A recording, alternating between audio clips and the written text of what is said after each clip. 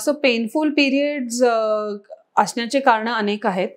तर painful periods एक तर थोडंसं जेव्हा पिरियड्सची सुरुवात होते तेव्हा ते अलाइन होण्याच्या वेळेला पेनफुल पिरियड्स येण्याचे चान्सेस आहेत. सेकंड रिझन आहे की जर तुम्हाला PCOS असेल तर त्यावेळेला पेनफुल पिरियड्स होऊ शकतात. तिसरं कारण असं आहे की जर तुम्हाला डेफिशियन्सीज आहेत, स्पेशली प्रोटीनची डेफिशियन्सी म्हणजे मॅक्रोन्यूट्रिएंट प्रोटीनची डेफिशियन्सी किंवा कॅल्शियमची डेफिशियन्सी, तर पिरियड पेन्स जास्ती होतात. अलॉंग विथ दॅट जर तुम्हाला ओमेगा 3 फॅटी ॲसिड हे एक इसेन्शियल फॅटी ॲसिड आहे, जर ते सप्लिमेंटेशन आपण सुरू केलं डाएटमध्ये आयदर थ्रू फूड किंवा थ्रू सप्लिमेंट्स, तर पिरियड पेन पण खूप कमी होतात. तर पिरियड पेन होण्याचे कारणं अनेक असू शकतात, पण हे सगळं मॅनेज करण्यासाठी आहार हा आय थिंक एकमेव सोल्युशन आहे त्याच्यासाठी. तर हे कसं मॅनेज करायचं? एक तर ना खूप ओव्हरवेट जर असतील महिला किंवा मुली तर मात्र पिरियड पेनचे चान्सेस थोडेसे वाढतात. तर थोडंसं एक्सरसाइज रेग्युलर पाहिजे, कारण जितकी मूव्हमेंट होते बॉडीची तितके हार्मोन्स बॅलन्स होतात आणि मग पिरियड रेग्युलराइज होतात आणि मग पेनलेस व्हायला लागतात. ओके. सेकंडली जसं मी बोलले की लहान मुलींमध्ये सुद्धा blood test once in a year केलीच पाहिजे. त्याच्यामध्ये जर लक्षात आलं की हिमोग्लोबिनची मात्रा कमी झालेली आहे तर आयदर खूप कमी झाली असेल तर सप्लिमेंटेशन करायला लागतं, नाहीतर मग food through iron rich foods दिले पाहिजे डाएटमध्ये.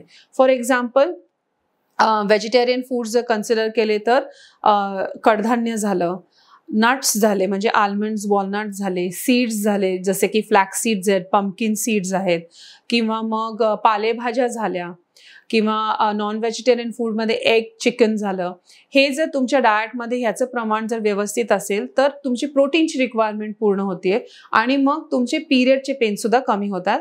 आणि एक्सरसाइज का मी म्हटलं की हार्मोन बॅलन्स होतात. तर एव्हरी डे एक 20 मिनिटं 25 मिनिटं तरी एक्सरसाइज हे प्रत्येक लहान मुलीपासून मोठ्या महिलेपर्यंत त्यांनी इन्क्लूड केलंच पाहिजे. हे रुटीनमध्ये बसलंच पाहिजे, खूप इम्पॉर्टंट आहे. त्याचबरोबर कॅल्शियम रिच फूड सुद्धा आहारामध्ये ठेवले पाहिजे. म्हणजे काय? दूध आणि दुधाचे प्रकार हे ठेवले पाहिजे डाएटमध्ये. जर तुम्ही लॅक्टोज इंटॉलरन्स असाल तर तुम्ही म्हणजे आल्मंड सोक करून त्याचं मिल्क करून ते आल्मंड मिल्क घरच्या घरी सुद्धा बनवू शकता, त्याची स्मूदी सुद्धा बनवू शकता. किंवा राजगिरा आलं म्हणजे आपण जे पफ्ड राजगिरा, आपले जे राजगिराचे लाडू असतात ते सुद्धा कॅल्शियम रिच आहेत. किंवा त्याचबरोबर पालेभाज्या ह्या सुद्धा कॅल्शियम रिच आहेत. नाचणी जी आपली आहे, खूप कॉमनली नाचणीची भाकरी कंझ्युम होते, पण त्याचं आपण लाडू बनवू शकतो, त्याचं आपण आंबील बनवू शकतो. हे खूप आय थिंक कर्नाटकमध्ये फेमस आहे आंबील. किंवा त्याचे तुम्ही वेगवेगळ्या प्रकारचे खिरी बनवू शकता. आळीव झाले. हे जर तुम्ही तुमच्या डाएटमध्ये ह्याचं प्रमाण जर वाढवलं तर ऑटोमॅटिकली तुमचं पिरियड पेनलेस व्हायला लागतात. म्हणजे जितकं तुम्ही सकस आहार फॉलो करता तितकं तुमचे पिरियड्स रेग्युलराइज होतात, पेन कमी होतात. आणि one more thing is yoga पण एकदम इम्पॉर्टंट आहे. बरेचदा माझ्याकडे जे क्लायंट्स येतात त्यांनी जेव्हा योगा सुरू केलेला आहे तेव्हा त्यांचे पिरियड्सचे प्रॉब्लेम्स खूप कमी झालेले. आणि ओमेगा 3 रिच फॅटी ॲसिड जे तुम्हाला नॉनव्हेज फूड म्हणजे फिशमधनं मिळतं, किंवा मग व्हेजमध्ये फ्लॅक्स सीड्स जे आपण जवस बोलतो त्याच्यामधनं मिळतं, नट्समधनं मिळतं आणि सीड्समधनं मिळतं. तर ह्याचं प्रमाण तुमच्या डाएटमध्ये डेफिनेटली असलं पाहिजे. अगदी ते जर मॅनेज होत नसेल तर डॉक्टरांशी बोलून तुम्ही त्याचं सप्लिमेंट मात्र सुरू करू शकता.